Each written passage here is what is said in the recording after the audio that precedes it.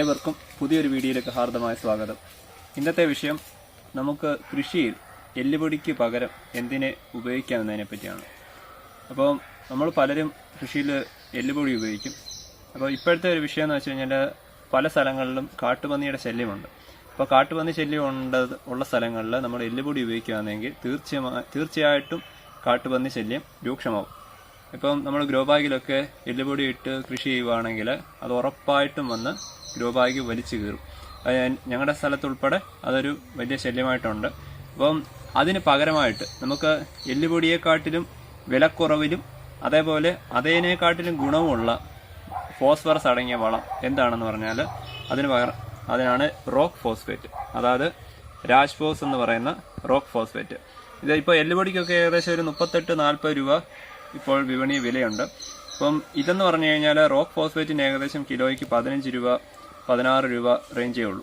അപ്പം നമുക്ക് ഇത് ഉപയോഗിക്കുകയാണെങ്കിൽ നമുക്ക് നന്നായിട്ട് പിന്നീട് എല്ലുപൊടി ഉപയോഗിക്കേണ്ട ആവശ്യം വരത്തില്ല. എന്ന് വെച്ച് കഴിഞ്ഞാൽ നമുക്ക് ഈ ഒരു എല്ലുപൊടിക്ക് പകരമായിട്ട് ഇതിനെ ഉപയോഗിക്കുമ്പോൾ ബാക്കിയുള്ള വിളകൾക്ക് നല്ലപോലെ കരുത്ത്, അതായത് ഫോസ്ഫറസ് എന്ന് പറയുന്നത് വേര് വളർച്ചയ്ക്കാണ് ഏറ്റവും അത്യാവശ്യം.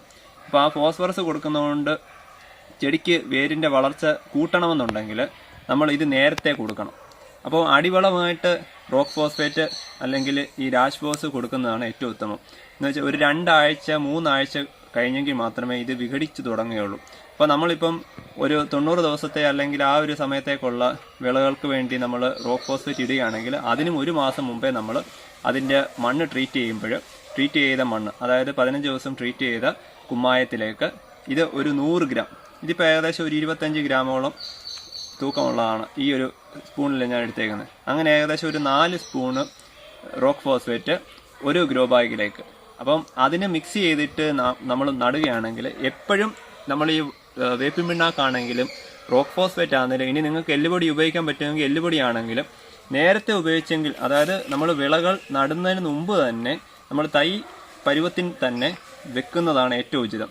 എന്ന് പറഞ്ഞാൽ ഈ ഒരു ഇതിൽ നിന്ന് പറഞ്ഞാൽ ട്രിപ്പിൾ സൂപ്പർ ഫോസ്ഫേറ്റ് എന്ന് പറയുന്ന അങ്ങനെയുള്ള ഫോമിലാണ് ഈ ഫോസ്ഫറസ് കാണപ്പെടുന്നത്. ഇതിനെ വിഘടിപ്പിച്ചെങ്കിൽ മാത്രമേ ഇത് ഡയറക്റ്റായിട്ട് ചെടികൾക്ക് വലിച്ചെടുക്കാൻ സാധിക്കത്തില്ല. അപ്പോൾ ഈ ചെടികൾക്ക് വലിച്ചെടുക്കണമെങ്കിൽ ഇതിനെ വിഘടിപ്പിച്ച് കിട്ടണം.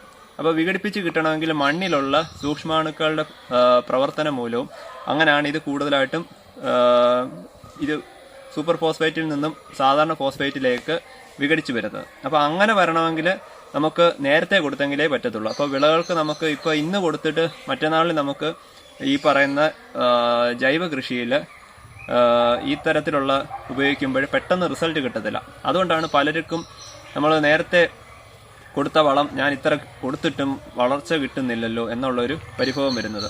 അപ്പം ഈ ഒരു കൃഷി രീതിയിൽ നമുക്ക് ഈ ഒരു രാജ്ഫോസ് മാത്രം കൊടുത്താൽ മതിയാവും.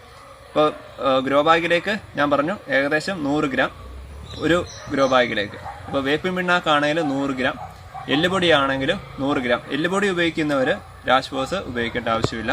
അപ്പം ഇതാണ് കൃഷിയിൽ നമുക്ക് പകരമായിട്ട് എല്ലുപൊടിക്ക് പകരമായിട്ട് ഉപയോഗിക്കേണ്ടത്. പിന്നെ അതുപോലെ തന്നെ ഇത് കൊടുത്തു കഴിഞ്ഞിട്ട് ഇപ്പം നമ്മളിപ്പം കൃഷി ചെയ്തുകൊണ്ടിരിക്കുന്നവരാണെങ്കിൽ ഇപ്പം ഇതൊന്നും ഇടാതെയാണ് കൊടുത്തതെങ്കിൽ പോലും നമ്മൾ പിന്നീട് കൊടുക്കുമ്പോഴേ ഒരു 100 ഗ്രാം ഇതിൻ്റെ ഗ്രോ ബാഗിൻ്റെ അരികെ ചേർത്ത് ഇട്ടതിന് ശേഷം ശകലം മണ്ണ് ഇളക്കിയിട്ട് ശകലം വെള്ളം ഒഴിച്ചു കൊടുക്കണം. എങ്കിൽ മാത്രമേ ഇവയുടെ പ്രവർത്തനം പെട്ടെന്ന് തന്നെ വിഘടിപ്പിച്ച് കിട്ടാൻ സാധ്യതയുള്ളൂ. അല്ലാതെ വെള്ളം ഒഴിക്കാതെ കൊണ്ടുവന്ന് ഇട്ട് കഴിഞ്ഞാൽ ഇത് പെട്ടെന്ന് പൂർണ്ണമായിട്ട് ഇത് വിഘടിച്ച് കിട്ടത്തില്ല. അപ്പോൾ അത് പ്രത്യേകം ശ്രദ്ധിക്കുക. എന്നിരുന്നാലും നമുക്ക് കൃഷിയിൽ ഏറ്റവും അനുയോജ്യമായിട്ട് തന്നെ ഇപ്പം ഞാനിപ്പം കൃഷിയിലൊക്കെ കൂടുതലായിട്ടും ഫോസ്ഫറസ് ആയിട്ടുള്ളത് ഈ രാജ്ഫോസ് ആണ് ഉപയോഗിക്കുന്നത്. എല്ലുപൊടി ഉപയോഗിക്കാൻ പറ്റാത്തതുകൊണ്ടല്ല, ഈ പന്നിശല്യമുണ്ട്. അതേപോലെ തന്നെ ഉണ്ട് നമ്മുടെ പെരിച്ചാഴി എന്ന് പറയുന്ന, അതായത് പന്നി എലി എന്ന് പറയുന്നത്. അപ്പോൾ അതും ഈ എല്ലുപൊടി ഉണ്ടെങ്കിൽ നമ്മൾ ഗ്രോ ബാഗിലൊക്കെ കൃഷി ചെയ്യുകയാണെങ്കിൽ ഉറപ്പായിട്ടും അത് വലിച്ച് കീറിയിരിക്കും. അപ്പം ഇതിനാണെങ്കിൽ യാതൊരുവിധ സ്മെല്ലുമില്ല. എല്ലുപൊടിയുടെ കൂട്ടി യാതൊരു ക്രാണമായിട്ടുള്ള യാതൊരുവിധ മണങ്ങളുമില്ല. അപ്പം ഇത് നിങ്ങൾ പൂർണ്ണമായിട്ടും ഉപയോഗിച്ച് നോക്കി കൃഷി നന്നായിട്ട് ഉഷാറാക്കുക. ഇനി ഇതിന് പകരക്കാരനായിട്ടുള്ള ഒരുപാട് വളങ്ങളുണ്ട്. രാസവളം ഉപയോഗിക്കുന്നവർക്ക് ഇലകളിൽ കൂടെ കൊടുക്കാം. അതിനെപ്പറ്റിയെല്ലാം ഞാനൊരു വീഡിയോ ചെയ്യാം. എന്നിരുന്നാലും ഈ ഒരു രാജ്ഫോസിനെ പറ്റി നിങ്ങൾക്കുള്ള ഈ ഒരു വീഡിയോ ഇഷ്ടപ്പെട്ടെന്ന് ഞാൻ കരുതുന്നു. എങ്ങനെ ഇഷ്ടപ്പെട്ടിട്ടുണ്ടെങ്കിൽ എൻ്റെ ചാനലൊന്ന് സബ്സ്ക്രൈബ് ചെയ്യുക, ലൈക്ക് ചെയ്യുക, ഷെയർ ചെയ്യുക. Thank you.